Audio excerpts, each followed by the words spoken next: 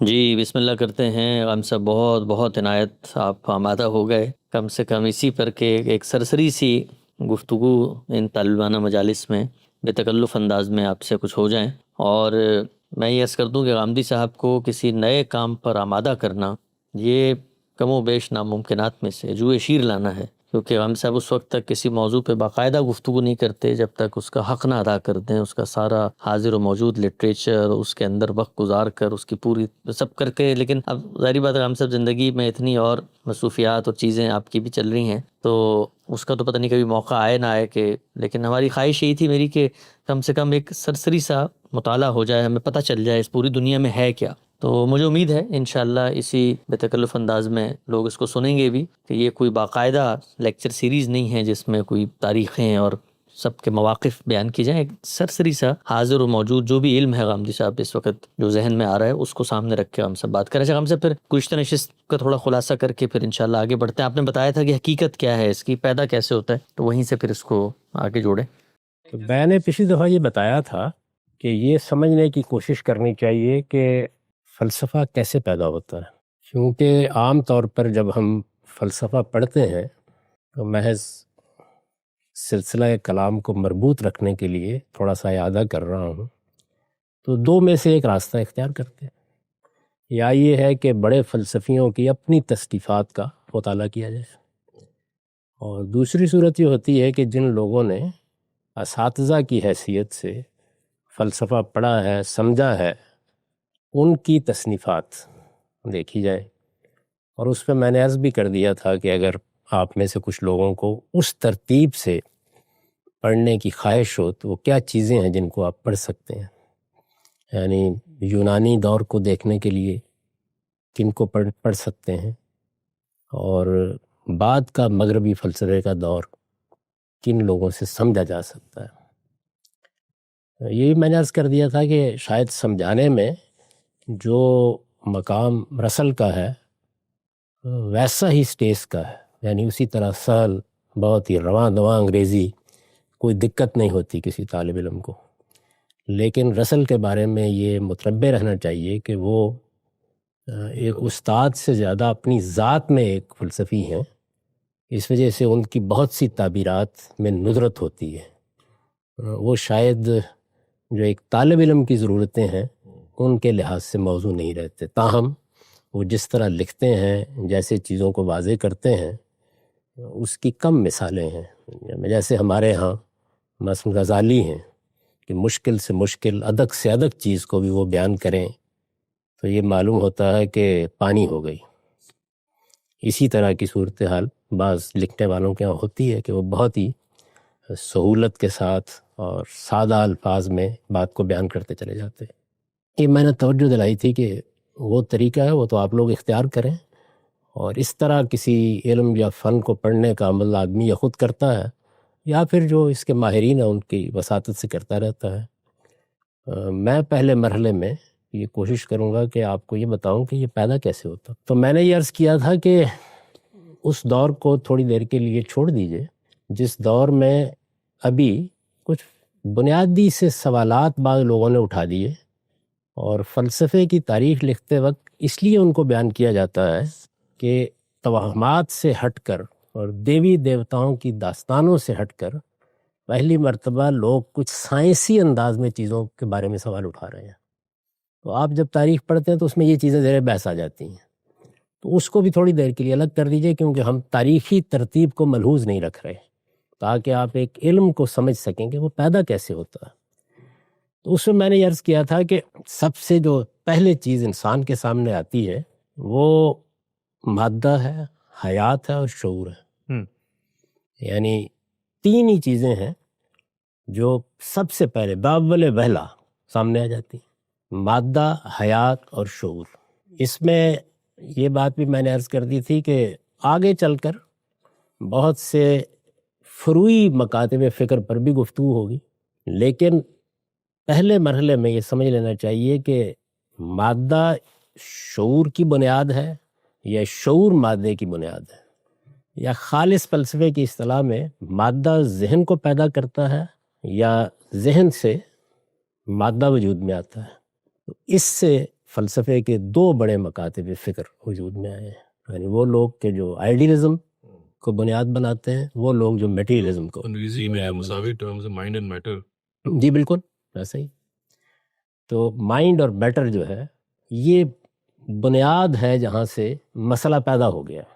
تو اس میں اب جو استدلال کے طریقے ہوتے ہیں ان کو الگ الگ کر کے سمجھنا چاہیے اگر ایک اچھے طالب علم کے طور پر اس علم کو گرفت میں لینا ہے.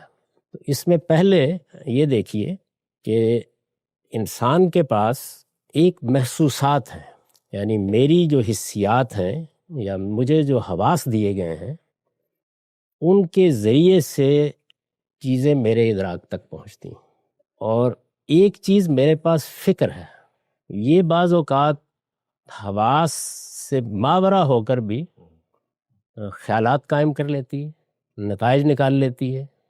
تو جس طرح وہاں ہم نے دیکھا کہ تین چیزیں تھیں، مادہ، حیات، شعور، اسی طرح جب ہم آگے استدلال کی دنیا میں داخل ہوتے ہیں تو میرا علم کہاں سے آتا ہے، محسوسات سے یا فکر سے؟ یہاں پھر دو چیزیں ہو گئیں.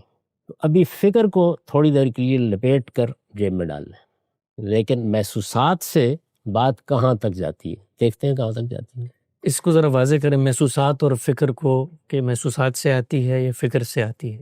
یعنی اس کو مثال سے اگر ہم کوئی، یعنی محسوسات جو ہیں وہ آپ کے حواس ہیں، یعنی آپ آنکھوں سے دیکھتے ہیں، آپ ہاتھوں سے چھوتے ہیں، اس سے ایک دنیا وجود میں آتی ہے. محسوسات سے آپ کے محسوسات کی دنیا. فکر کو ابھی موضوع نہ بنائیے، اس کو الگ رکھ دیجیے. تو محسوسات ہی ہیں، ان کے ذریعے سے آپ اس مکان کو دیکھ رہے ہیں، ایک دوسرے کو دیکھ رہے ہیں، سب محسوسات ہی ہیں نا جن کے بنیاد. تو آپ کا جو محسوسات کی بنیاد پر آگے بڑھنے کا عمل ہے، یعنی ایک چیز ہے نا آپ کے پاس، تو جب جو محسوسات کی بنیاد پر آگے بڑھنے کا عمل ہے، اس کو دیکھیے کیا مسئلہ درپیش ہو جاتا ہے. پہلا مسئلہ یہ درپیش ہو جاتا ہے کہ اس کا واسطہ مادے سے پڑتا ہے. یہ ایک لفظ ہم نے لے لیا نا، کوئی اور لفظ بھی ہو سکتا ہے، یعنی یہ مکان، میں، آپ، درخت، سب مادے کا ظہور ہے. تو محسوسات سب سے پہلے جس چیز سے دوچار ہوتے ہیں مادہ ہے. دوسری چیز جو اس کے لازمی نتیجے کے طور پر محسوسات کے لیے مسئلہ بن جاتی ہے وہ یہ ہے کہ مادہ مکان میں پایا جاتا ہے. غور کریں، اسپیس مکان میں پایا جاتا ہے نا. اچھا، اور مادہ جو ہے جیسے ہی آپ اس کو اپنے محسوسات کی گرفت میں لاتے ہیں تو جس طرح میں نے عرض کیا، پہلا حادثہ یہ ہوتا ہے کہ اس کے ساتھ ہی، یعنی مادے سے تو ہم دو چار تھے، مکان سے بھی دو چار ہو جاتے ہیں. اچھا، مادے کے اندر حرکت پائی جاتی ہے. حرکت فلسفیانہ اصطلاح ہے. حرکت کا مطلب یہ ہے کہ یوں نہیں ہے کہ بس ایک ڈھیر پڑا ہوا ہے، نہیں، اس کی تالیف سے کبھی پودا اگ پڑتا ہے، کبھی کوئلہ ویرا بننا شروع ہو جاتا ہے، یعنی تغیر جس کو آپ کہتے ہیں، تبدیلی آنا شروع ہو جاتی ہے. اچھا، تبدیلی کا عمل جیسے ہی حواس کی گرفت میں آتا ہے تو زمان اور وقت پیدا ہو جاتا ہے. یعنی اگر آپ اس کو دیکھیں تو سب سے پہلے کیا ہوا، ہمارے محسوسات نے جس چیز کو گرفت میں لیا وہ کیا تھا، مادہ. اور مادے کو جیسے ہی گرفت میں لیا تو کہیں پڑا ہوا ہوگا نا، تو مکان کا تصور پیدا ہو گیا، اسپیس کا. اور جیسے ہی ہم نے دیکھا کہ مادے میں حرکت ہوتی ہے تو زمان پیدا ہو گیا، اس لیے کہ حرکت تو ایک کے بعد دوسری طرف بڑھتی جائے گی نا. اب میں چونکہ فلسفیوں کا پہلو نہیں اختیار کر رہا بلکہ فلسفہ سمجھا رہا ہوں، ورنہ وہ یاد ہوگا کہ جو مشہور زینوں کا مسئلہ ہے کہ حرکت کیسے ہوتی ہے، کہتا نا حرکت ہوتی ہی نہیں. لیکن ان باتوں کو الگ سے دیکھیں. تو پہلے یہ دیکھیے کہ میرے محسوسات جیسے ہی دو چار ہوتے ہیں اس عالم سے جس عالم میں پایا جاتا ہوں، تو اب کیا کیا چیزیں جو ہے وجود میں آ گئیں. پہلے ہم نے سادگی سے دیکھا تو مادہ، حیات اور شعور کی تثلیث سامنے آئی. اور جب ہم نے اپنے محسوسات کو متعلق کیا تو کچھ اور دریافتیں ہو گئیں. یعنی مادہ تو تھا ہی، اس سے زمان اور مکان اور زمان وجود میں آ گئے. اب یہ جو حرکت ہم نے دیکھی مادے کے اندر ہو رہی ہے، تو اس کے ساتھ ہی ایک اور چیز بھی پہلے ذرا اجمالی طور پر، وہ ہم بعد میں جائیں گے کہ آج ہم کہاں پہنچ گئے ہیں، اجمالی طور پر یہ معلوم ہوا کہ حرکت قوانین کے ساتھ ہو رہی ہے، یعنی حرکت جو ہے اس کے وہ کچھ قانون ہے، کچھ لاز ہیں. وہ دور تو ذرا بعد میں آئے گا نا، جب نیوٹن کے لاز دریافت ہو جائیں گے، جب دوسرے ہو جائیں گے. لیکن بہت ابتدا میں بھی اگر آپ دیکھیں سادہ محسوسات کی جگہ پر بھی تو مادہ، مکان، زمان، جس کو حرکت کے ساتھ ہم نے وابستہ دیکھا، اور پھر جو حرکت پیدا ہوئی تو معلوم ہوا قوانین کے تحت ہو رہی ہے، یعنی الٹپ نہیں ہے. الٹپ نہیں ہے، کچھ قوانین ہیں. اور جب وہ جو اس وقت کوئی لا ہے نا جو چل رہا ہے اور وہ ہر جگہ موجود ہے، تو آپ نے بہت سادہ طریقے سے مشاہدہ کیا تب بھی یہی حقیقت معلوم ہوئی. وہ جیسے جیسے آپ اندر اترتے جائیں گے، ابھی تو ہم بالکل ایسے اس جگہ کھڑے ہیں جہاں سے یہ علم پیدا ہونا ہے، تو آپ نے تغیر کو محسوس کیا. ثبات ایک تغیر کو ہے زمانے میں، انسان مادے میں تغیر سے دوچار ہوتا ہے یا حرکت سے دوچار ہوتا ہے، اور حرکت کا جو ظہور ہے وہ زمان کو پیدا کرنے کا باعث بن جاتا ہے، یعنی زمان کا تصور پیدا ہو جاتا ہے. حرکت ہوئی تو آپ کہتے ہیں اس وقت، اب دیکھیے وقت ہو گیا، اس وقت یہ تیر یہاں ہے، اور نہیں اس وقت یہ یہاں ہے. وہ جیسے ہی نکلے گا کمان سے تو زمان پیدا ہونا شروع ہو جائے گا. اس وقت یہ کوئلہ تھا، اب یہ ہیرا بن گیا. جب آپ یہ بات کریں گے، یعنی حرکت کے عمل کا جیسے ہی مشاہدہ کریں گے تو محسوسات فوراً زمان کا تصور پیدا کر لیں، فوری طور پر پیدا ہو جائے گا. اچھا، اور پھر اس کے بعد جب آپ ان چیزوں سے دوچار ہو گئے، یہ سب تو پیدا ہو گئی ہیں، اب یہ معلوم ہوا کہ یہ جو قوانین ہیں ان میں سب سے پہلے انسان کو جس قانون سے دوچار ہونا پڑا، قوانین وہ پیدا ہوتے جائیں گے، ان کی تفریعات ہوتی چلی جائیں گی جیسے جیسے آپ غور کریں گے.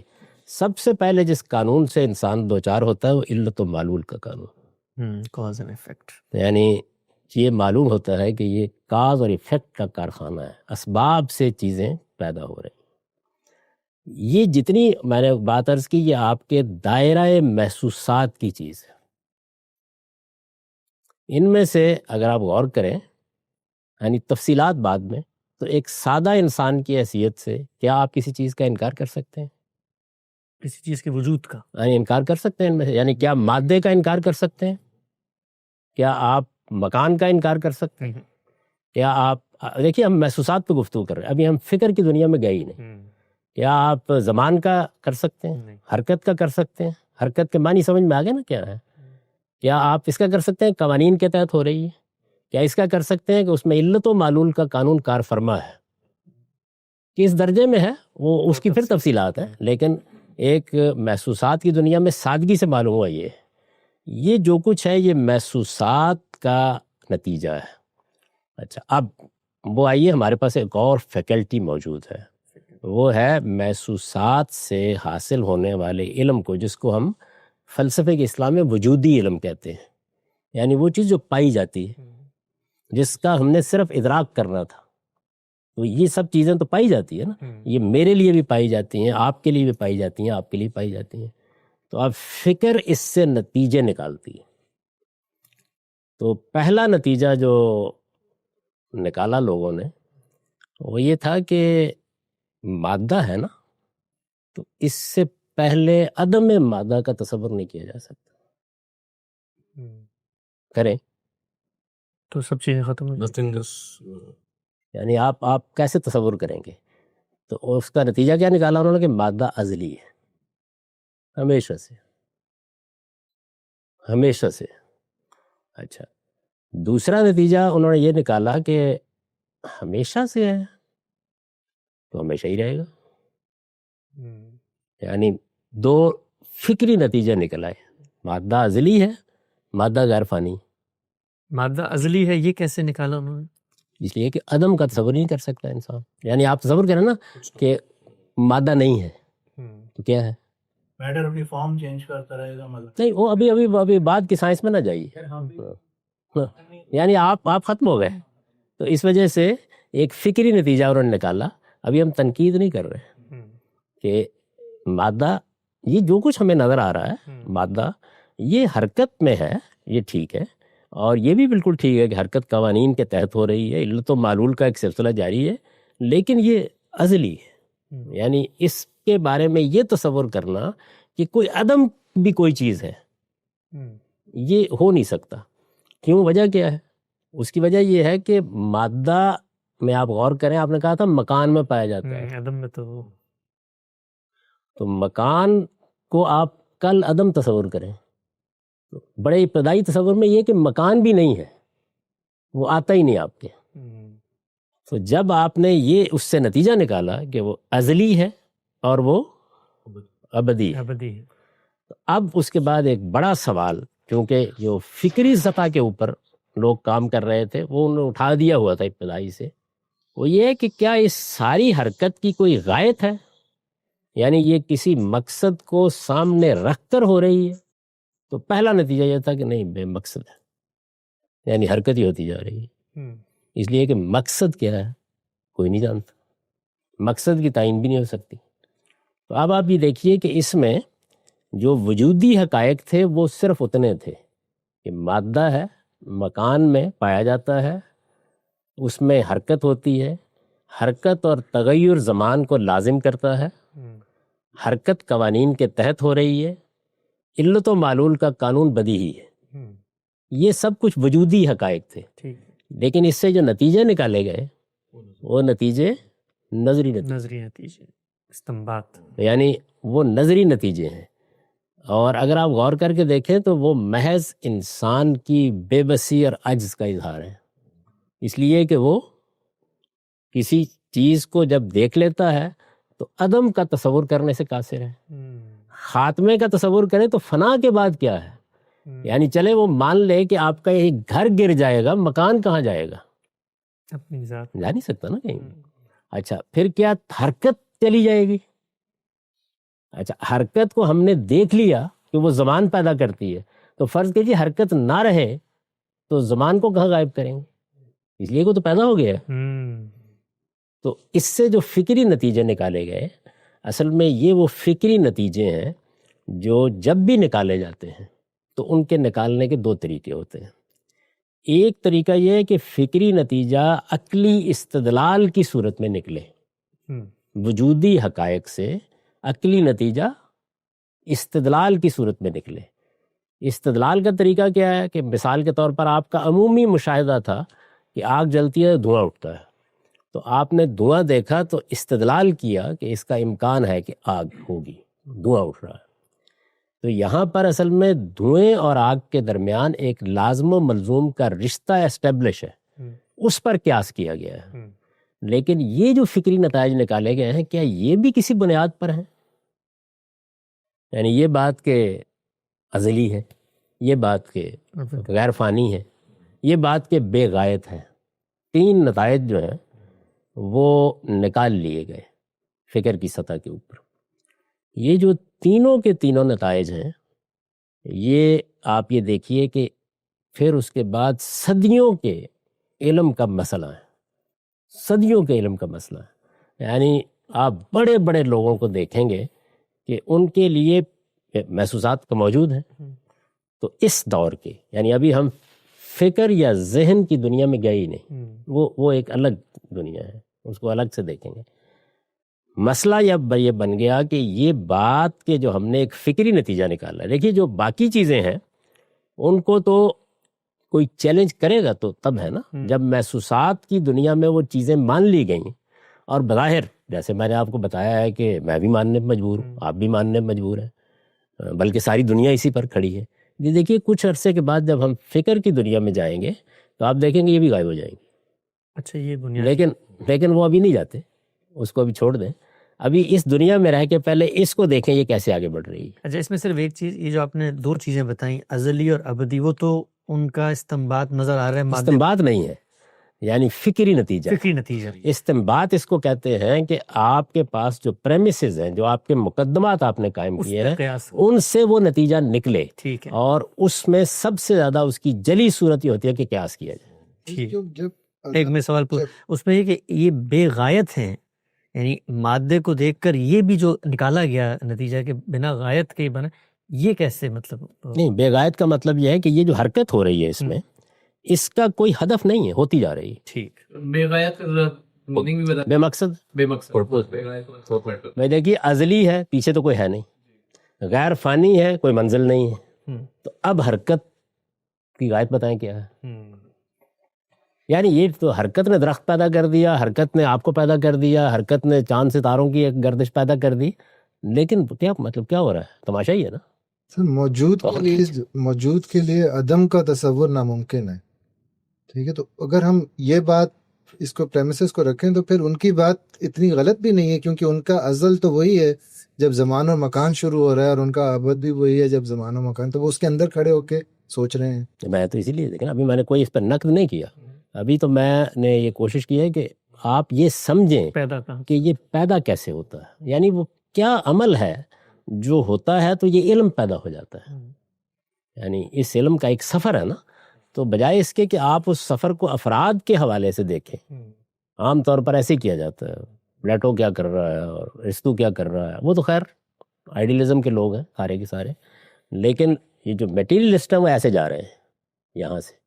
اور یہ خود ایک پورا عمل ہے جو آپ دیکھیں گے کہ آہستہ آہستہ آگے بڑھتے بڑھتے ایک دنیا میں داخل ہو جائے گا. لیکن جو اس کے پرابلم ہے جہاں سے پیدا ہوا ہے وہ یہ پرابلم، اور اس میں اگر غور کر کے دیکھیں تو جو چیز کام کر رہی ہے وہ اس سوال ہی پر آج کی نشست کو ہم سوالات میں لے جائیں گے. اب وہ یہ ہے کہ اس میں یہ مان لیا گیا ہے کہ آپ کے محسوسات علم کا قابل اعتماد ذریعہ ہے. پہلا سوال اس پہ میں پوچھنا چاہوں گا ہم صاحب سے کہ تو اب آپ ابتدا کرتے ہیں. یہ ذرا مشکل علم ہے تو تھوڑا تھوڑا کر کے ہضم ہوگا.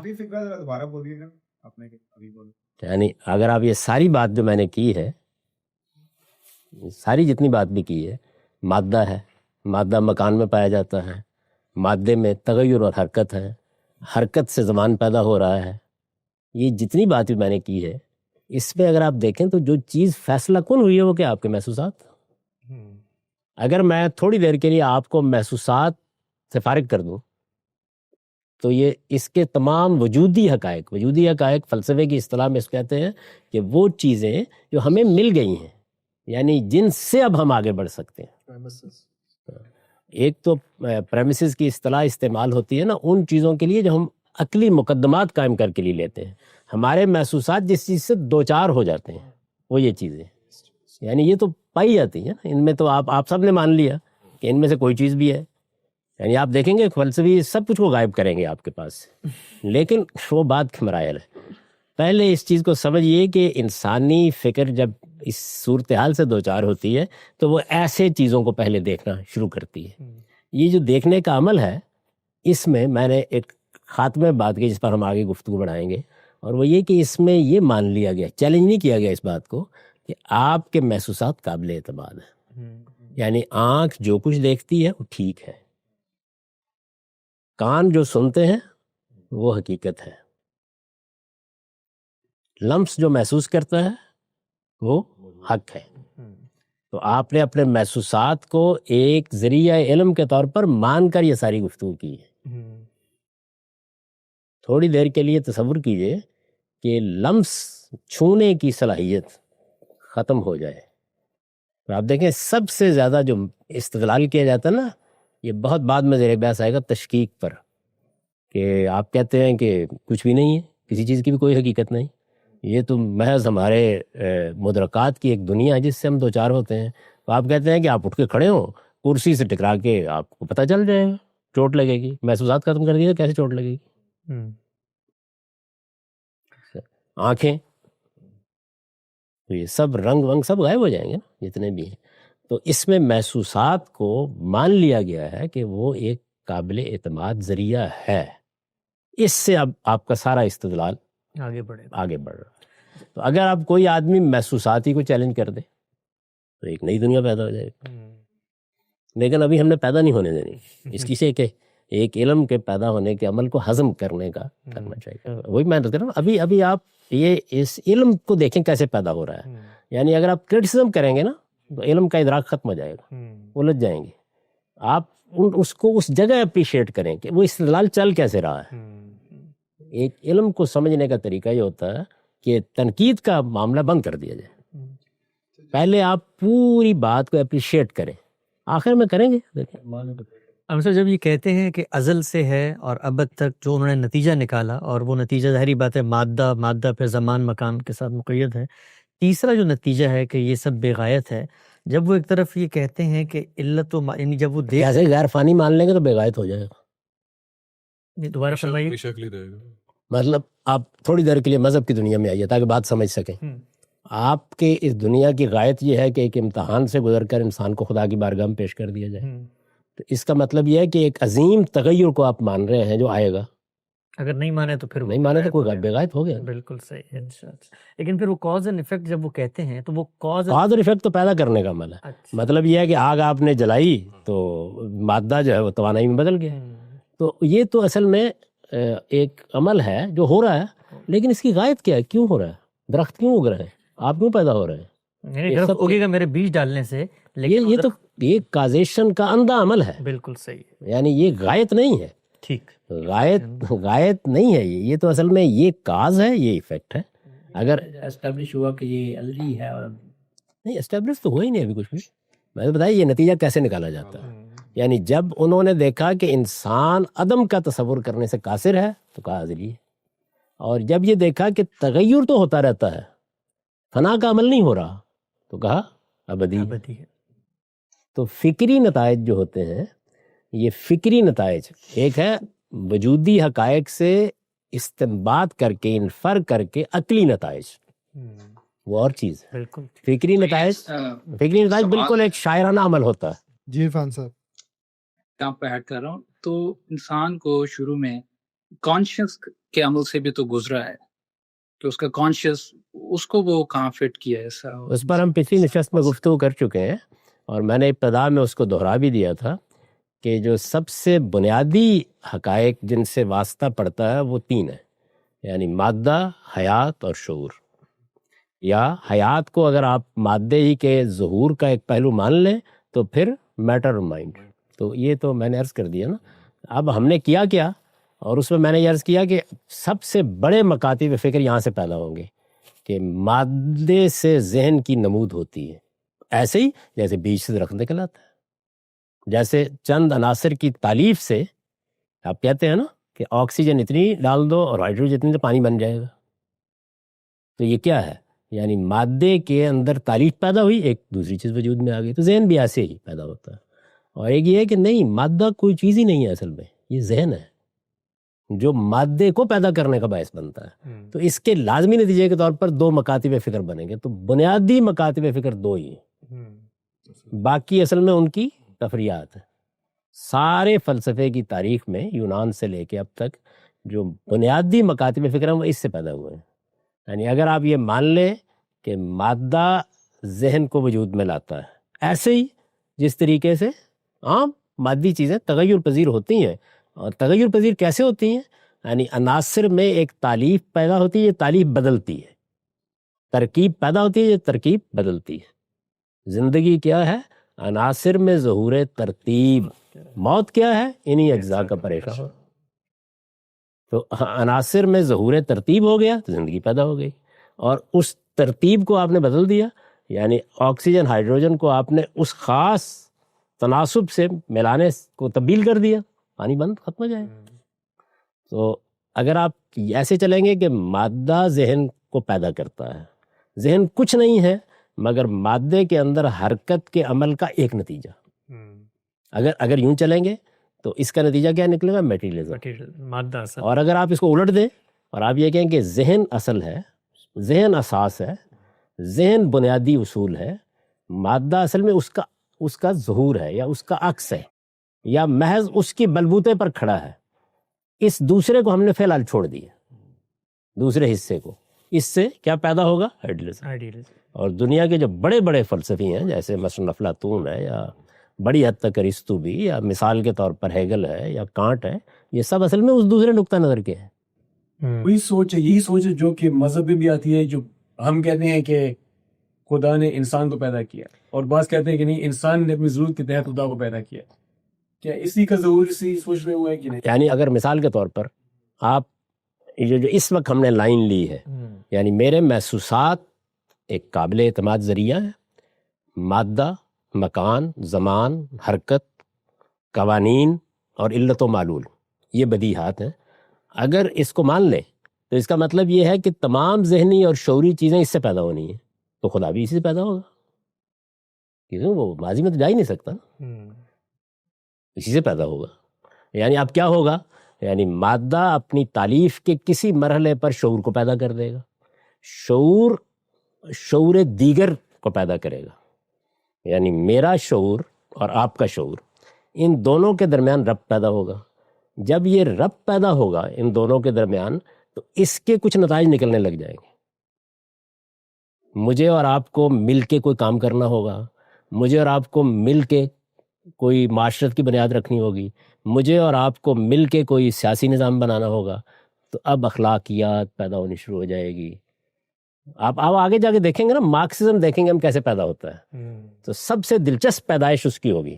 یعنی ہیگل کی بنیاد سے جب کارل مارکس جدلی مادیت پیدا کرے گا، آپ تیز نہ ہوں آگے، یعنی جتنا زیادہ تحمل کے ساتھ ایک ایک سٹیپ کو ہضم کریں گے اتنا علم کی گرفت ہوگی. ورنہ وہی حال ہوگا جو عام طور پر 3 راتوں میں لوگ کتاب یاد کر کے پاس ہو جاتے ہیں. جس رفتار سے فلسفہ آگے میں نے ان علوم کو جن کو میں جانتا ہوں اس طرح نہیں سمجھا، میں نے یہ اس کو پیدا کیا ہے. جو عام طور پر علم کو پڑھانے کا جو طریقہ ہمارے ہاں ہے وہ ہے آپ کو علم پیدا کرنا نہیں سکھایا جاتا. ہمارے پورے نظام تعلیم کی سب سے بڑی خامی یہ ہے. وہ یہ پیدا کیسے ہوتا ہے، وہ آپ کے سامنے پیدا ہونا ہے. ایسے ہی ہے کہ آپ کو یہ بتایا جائے کہ اچھا بچے کی پیدائش کے لیے یہ اصطلاحات ہیں، یہ ہوتا ہے. نہیں، آپ بچہ پیدا کریں، تو علم کو بھی پیدا کریں. استدلال کیسے ہوتا ہے؟ بجائے اس کے کہ آپ کسی کے کیے ہوئے استدلال کو دہرا دیں، آپ خود استدلال پیدا کریں. یہ بڑی اہم بات ہے. لیکن یہ جو بات ہے غامدی صاحب کی، آپ دیکھیں اکثر یہ ہوتا ہے کہ ہم تنقید کرتے ہیں چیزوں پہ، لیکن یہ کبھی نہیں دیکھتے کہ وہ جو دوسرا نقطہ نظر ہے وہ پیدا کہاں سے ہوا ہے، یعنی کن چیزوں کو حقیقت مان کے وہ یہ بات کر رہا ہے، اور ہم اس کے نتیجے پہ تنقید کر رہے ہوتے ہیں کہ دیکھو اس کو. السلام علیکم غالب صاحب، سیاٹل سے خالد بول رہا ہوں. ایک چھوٹی سی عرض کرنی تھی کہ ایون اگر ہم اس بات سے آگے نہ بڑھیں جو آپ نے ابھی بتائی ہے میٹر اور اسپیس اور اس کے بارے میں، تو بہرحال اس میں سائنسدانوں نے یہ کوشش کی ہے سمجھنے کی کہ مادے کا وجود کیسے پیدا ہوا، اور اسی لیے یہ جو بگ بینگ تھیوری وغیرہ جو ہے وہ پھر آپ آگے جا رہے ہیں. بگ بینگ تک پہنچنے کے عمل کو ہونے دیجئے. ابھی گاڑی نکلی ہے لاہور سے چھاؤنی کے اسٹیشن پہ پہنچی ہے. بگ بینگ تو کئی صدیوں کے بعد جا کے پیدا ہونا ہے. آپ سیاٹل کے لحاظ سے بتائیں نا، آگے مت جائے. یہ سب سے پہلے کہتے ہیں کہ کسی چیز کے علم کو حاصل کرنے کا طریقہ کیا ہے؟ In learning. جو کچھ آپ نے سیکھا ہے اس کو ان سیکھا کر دیجیے. اس عمل کو سمجھیے کہ کیسے کوئی چیز پیدا ہوتی ہے، اور صبر کے ساتھ دیکھیے. اپنے وقت پر سائنس پیدا ہوگی، اپنے وقت پر نیوٹن پیدا ہو جائے گا، اپنے وقت پر وہ لاز. وہ کیسے ہوتے ہیں؟ یعنی کیا ان کو محض پڑھ لینا چاہیے؟ نہیں، پیدا ہونے کے عمل کو دیکھیں کیسے ہو رہا.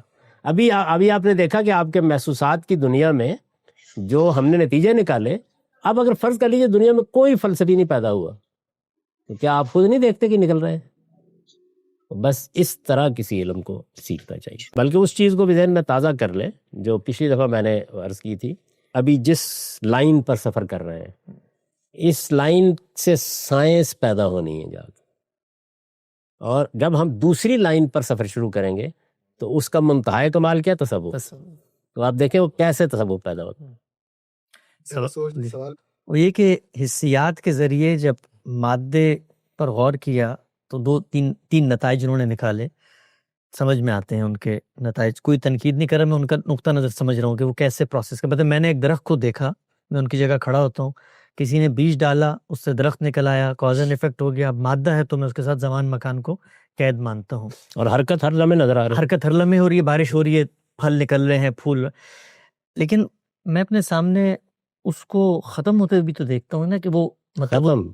دیکھیں نا ختم، مطلب آپ بتائیں کہاں ختم ہوا؟ آپ نے کبھی ختم ہوتے نہیں دیکھا. یعنی تغیر ہے جس کو ہم کہتے ہیں درخت اڑ گیا، ریزہ ریزہ ہو گیا. تغیر ہے نا، تغیر ہے. ختم تو کوئی چیز بھی نہیں ہو رہی. یعنی اس نے اپنی صورت بدل لی. یہ نقطہ تھا. اس پہ تو پھر اگر وہ تغیر کو بھی ایک حقیقت مان رہے ہیں تو پھر اس میں ان کو نہیں، ابھی کوئی نہیں مان رہا، آپ مان رہے ہیں. آپ مان رہے ہیں، اپنے آپ کو اس جگہ لے آئیے. آپ کے محسوسات کی ایک دنیا ہے. آپ کے محسوسات کی دنیا جن حقائق سے دوچار ہوئی ان میں پہلی چیز مادہ تھا. مادے کو جب تصور کیا کہاں پایا جاتا ہے تو معلوم ہوا مکان میں پایا جاتا ہے. جب دیکھا کہ مادہ میں ہو کیا رہا ہے تو معلوم ہوا تغیر، حرکت ہو رہی ہے. حرکت کو جب دیکھا تو قوانین کی تابع تھی. جب بڑے قانون کو دیکھا تو علت و معلول کا قانون کام کر رہا تھا. تو یہ سب کچھ آپ دیکھ رہے ہیں، کوئی نہیں اور دیکھ رہا. بھول جائیے ارسطو اپنے کو. میں دیکھ رہا ہوں، آپ دیکھ رہے ہیں. وہ مجھے مطلب میں اپنے سامنے دیکھتا ہوں کہ درخت جل گیا، ریزہ ریزہ ہو گیا، تو میں اس کو تغیر سے تعبیر کرتا ہوں، فنا سے تعبیر نہیں کرتا دیکھتے ہوئے. یعنی کیا وہ فنا ہے یا تغیر؟ یہ خود ایک سوال ہے نا. تغیر تو ہو گیا ہے، یعنی درخت راکھ میں تبدیل ہو گیا. جی ہاں، تغیر تو اسٹیبلش ہے. ٹھیک. لیکن اس کے نتیجے میں کیا ہوا ہے تو آپ نے دیکھا کہ ایک دوسرے بیج سے وہی درخت نکلا ہے. تو اس وجہ سے کیا ہوا؟ یعنی یہ تو اصل میں مادے کا ایک ظہور، اگر آپ فنا کا لفظ بھی استعمال کریں تو وہ ہوا ہے. یعنی مادے کے اجزاء میں ایک فنا ہوا ہے، مادہ اپنی حیثیت میں قائم. کوئی چیز بھی وہ Internet was always there. تو مطلب وہ تو برابر ایک بیلنس ایسے دکھ رہا ہے رائٹ کہ بھائی جب یہ سب چیز ہے that's a very logical deduction جی ہاں. کہ بھائی دس شوڈ آل بی. میں نے تو نہیں کہا لاجیکل ہے، میں یہ کہتا ہوں دیکھیں اور نتیجہ، یعنی جب وہ اب یہ مذہب کچھ چھوڑ دے نا، خدا نے بنایا، یہ کیا وہ کیا، وہ ہوگا آپ کے پاس. یعنی ایک فلسفی فکر کر رہا ہے. تو جب اس نے مادے کو دیکھا تو اب اس کے لیے یہ تصور کرنا کہ کوئی عدم بھی کوئی چیز ہے. آپ دیکھیں سب سے زیادہ فلسفے کی تاریخ میں جس مذہبی تصور کا مذاق اڑایا گیا وہ جانتے کیا ہے؟ خدا نے عدم سے کائنات کو پیدا کیا. یہ کیا چیز ہے؟ یعنی عدم جو ہے وہ کیا چیز ہے؟ یعنی آپ اصل میں عدم کا لفظ جو ہے، اچھا پھر آپ دیکھیں گے کہ یہی عدم جو ہے یہ فلسفے کے وجودی مباحث سے ہوتا ہوتا جب ایگزسٹنشیلزم تک پہنچے گا صدیوں کا سفر کر کے، تو پھر آپ سارتر میں جا کے جب پڑھیں گے نا یہ کہ بینگ اینڈ نتھنگنیس، تو آپ دیکھیں گے کہ آخری نتیجہ کیا نکلا. میں نے اس آخری نتیجے پر تبصرہ کیا ہوا ہے کہ فلسفہ میرے زمانے میں اگر ہے بھی تو کیا، غم ہستی کا فسانہ کے طرب ناک بھی ہے.